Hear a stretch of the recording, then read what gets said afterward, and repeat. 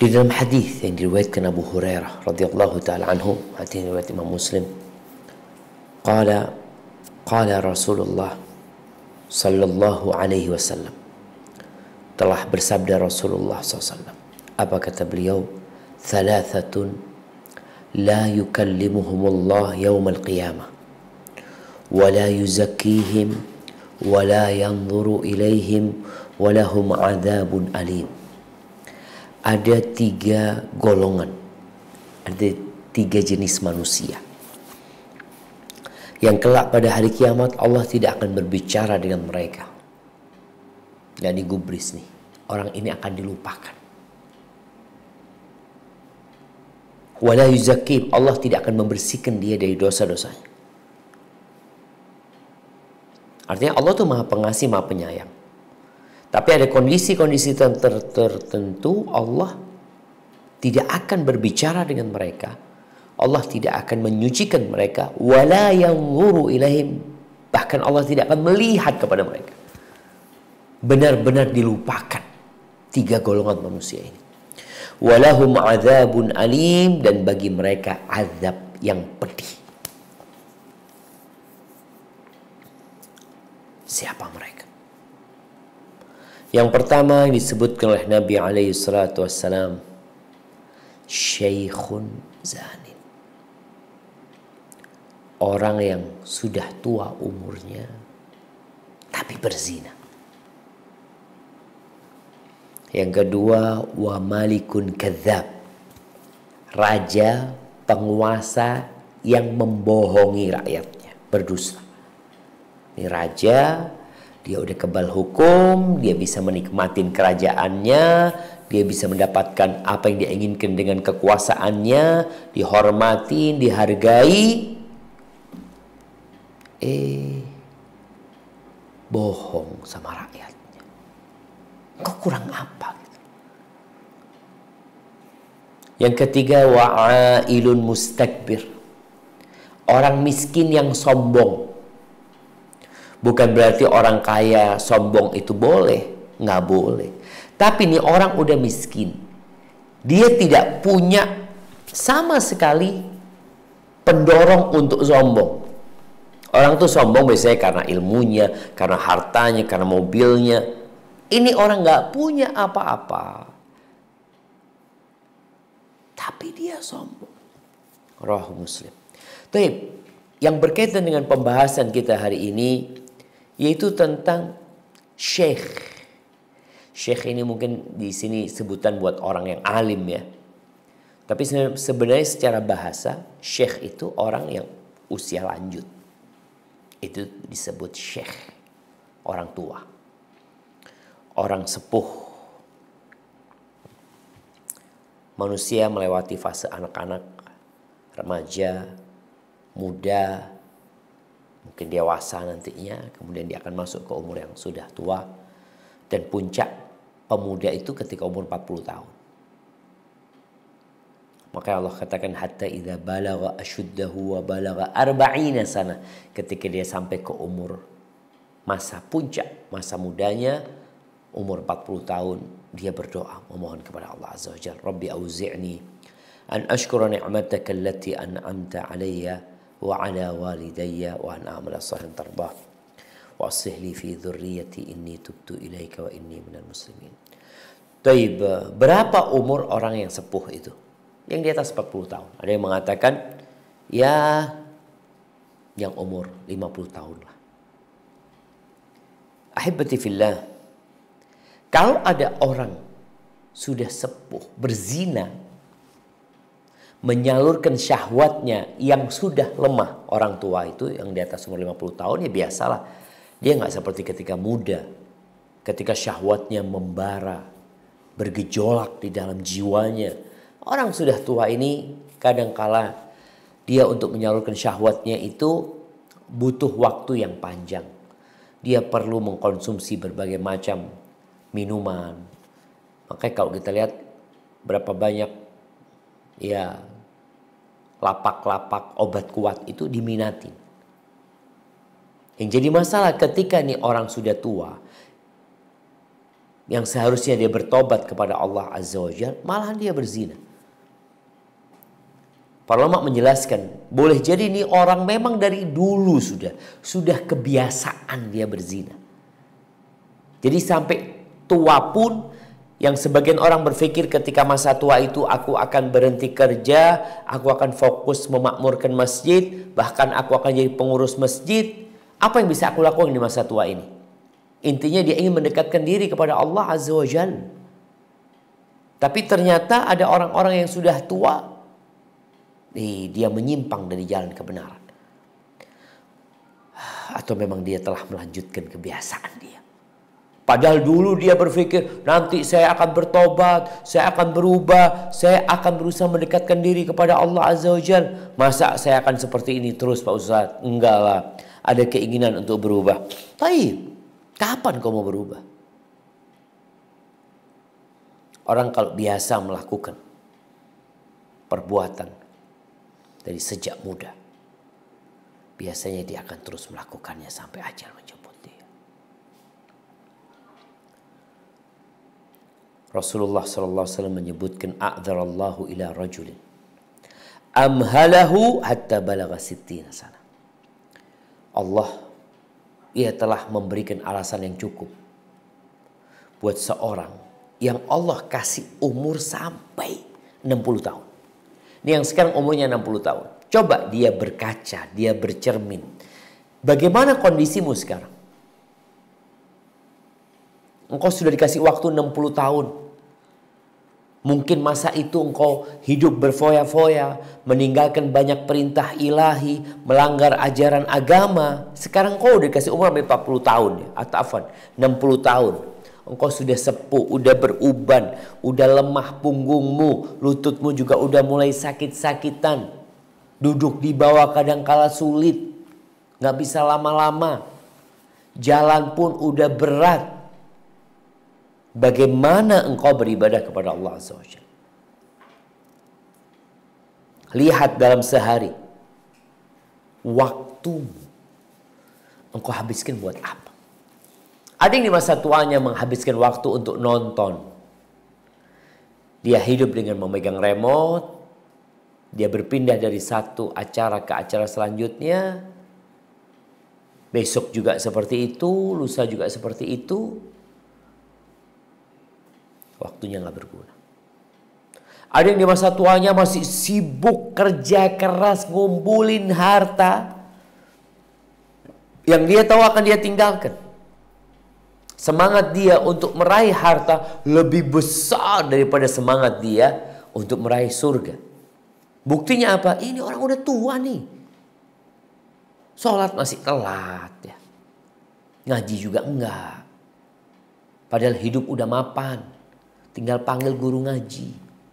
Tapi karena nggak punya niat, disinilah sebagian orang itu tergelincir di masa tuanya yang seharusnya dia bertobat. Udah deket dia dengan kematian. Ahibati fillah, tapi ya godaan dunia itu benar-benar dahsyat. Membuat sebagian orang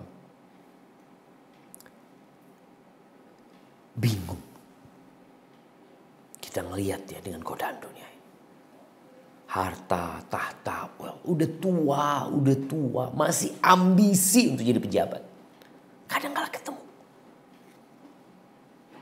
Untuk menjadi pejabat di akhirat, untuk meraih derajat tertinggi, ya dia setengah-setengah. Allah Azza wa Jalla berfirman di surat Fatir ayat 37. Apa kata Allah Jalla Jalla? Nah. Dan mereka berteriak di dalam neraka itu, "Ya Tuhan kami, keluarkanlah kami dari neraka. Niscaya kami akan mengerjakan kebaikan yang berlainan dengan yang telah kami kerjakan dahulu." Dikatakan kepada mereka, "Bukankah kami telah memanjangkan umurmu untuk dapat berpikir bagi orang yang mau berpikir, padahal telah datang kepadamu seorang pemberi peringatan. Maka rasakanlah azab kami dan bagi orang-orang zalim tidak ada seorang penolong pun. Masya Allah. Nggak ada yang nolongin. Allah udah kasih waktu. Allah sudah kasih kesempatan. Dan sekarang pun kita ini masih punya kesempatan untuk berubah menjadi lebih baik. Artinya selama hayat masih di kandung badan, selama kita masih bernafas, kita masih sadar, jangan menunggu nanti ketika masuk neraka baru teriak-teriak. Ngapain mereka teriak-teriak? Mereka mengatakan Rabbana, Rabbana, wahai Rabb kami, wahai Tuhan kami, pencipta kami. Kenapa nggak sekarang mengatakan itu? Nunggu nanti di neraka. Mereka ingin beramal soleh, mereka ingin berubah menjadi lebih baik. Nggak seperti dulu, kami nggak akan melakukan. Sekarang jamaah kita punya kesempatan untuk itu.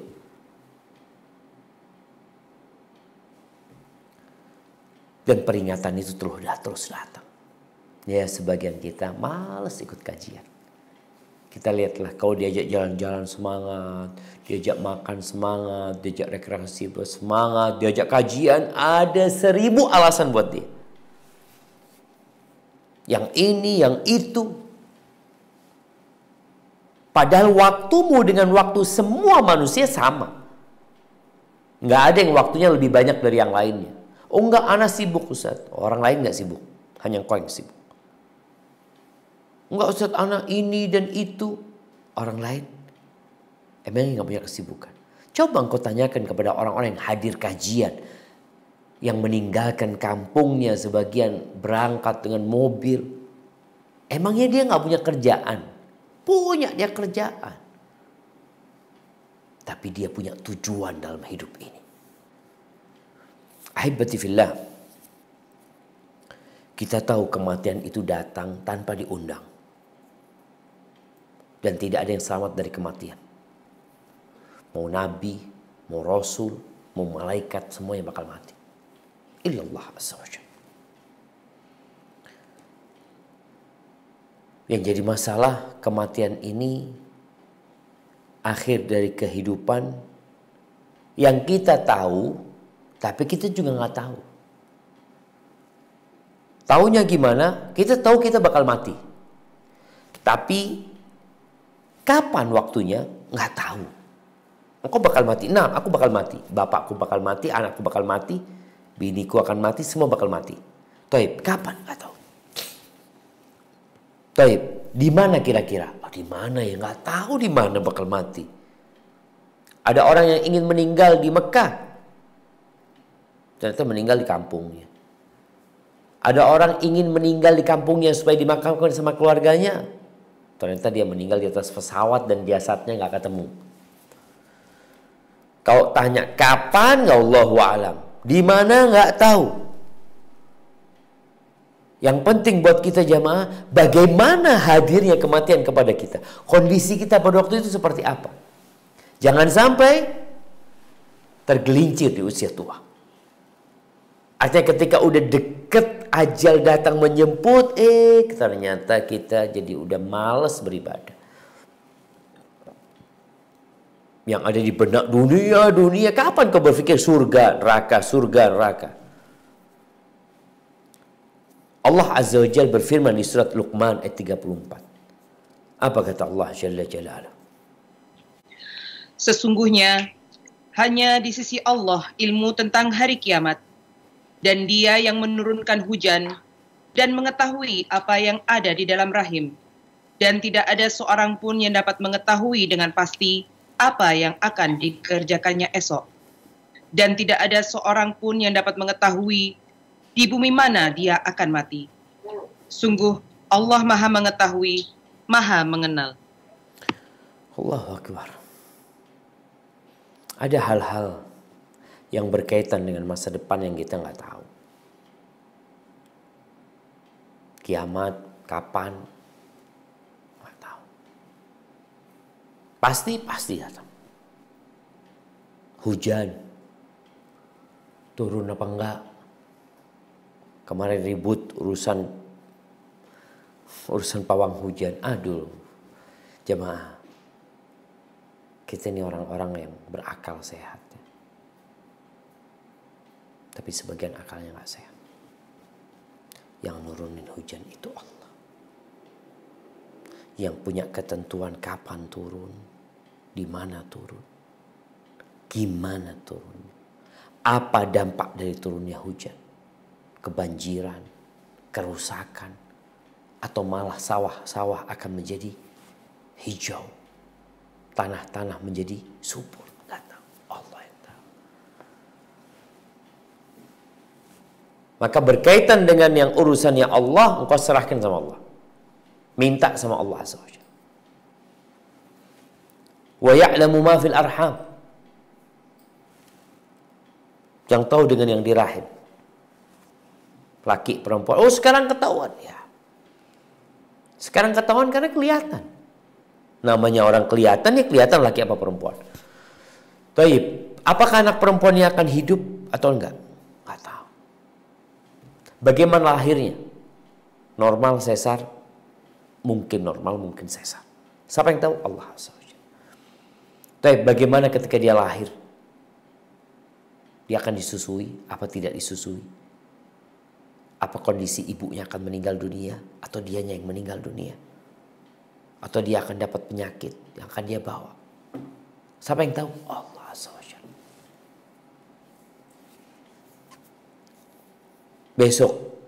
Besok kira-kira kita ngapain? Berapa banyak kita punya rencana? Besok rencana insya Allah berangkat ke sini, ke sini. Insya Allah kita akan berlibur nih. Tapi kita melihat banyak orang yang nggak pernah balik ke rumahnya, walau sampai ke tempat tujuannya, tabrakan mati. Atau mati di tengah jalan. Atau tadi pesawatnya nggak pernah landing lagi, dia hancur dan tubuhnya tidak pernah ditemukan. Berapa banyak orang yang punya rencana nyekolahkan anaknya, berangkat sama anaknya ke Jakarta atau berangkat ke luar negeri. Mereka sudah rencanakan anaknya bakal sekolah ini berapa tahun. Insya Allah akan menempuh 4 tahun, 2 tahun umpamanya. Setelah itu rencana kemana? Insya Allah balik ke Indonesia. Dan nanti insya Allah akan bekerja di tempat ini. Tahu-tahu rencana semua itu bubar. Nggak ada, kita nggak tahu besok apa yang akan terjadi. Agar kita bersandar kepada Sang Pencipta. Berkaitan dengan kematian, oh ma tadri nafsun bi ayyi ardin tamut. Enggak ada yang tahu kapan, di mana, di bumi mana kau mati, enggak ada yang tahu. Makanya sekarang ini yang kita perlu perhatikan, bagaimana kita tatkala nanti sampai masa tua dan datang itu ajal kepada kita, kita bisa mati husnul khatimah. Di dalam riwayat Imam Bukhari, Rasulullah sallallahu alaihi wasallam mengatakan, innal abda la ya'malu fima yaran nas amala ahli jannah. Ada seorang hamba, benar-benar ada seorang hamba yang dia beramal dalam pandangan manusia, amalan dia nih amalan penghuni surga. Wa innahu lamin ahli nar, padahal dia penghuni neraka. Loh, iya kelihatannya. Wa ya'malu fima yaran nas amala ahli nar. Dan sebaliknya, ada orang yang dalam pandangan manusia, amalan dia yang dia kerjakan tuh amalan penghuni neraka. Nggak bener nih orang preman. Wa huwa min ahli, padahal dia termasuk penghuni surga. Ini orang yang kita klaim sekarang amalannya amalan penghuni neraka, ternyata dia penghuni surga. Kok bisa kayak gitu ya? Apa kata Nabi SAW? Wa innamal a'malu bi khawatimiha. Amalan-amalan itu tergantung penutupnya. Tergantung penutup.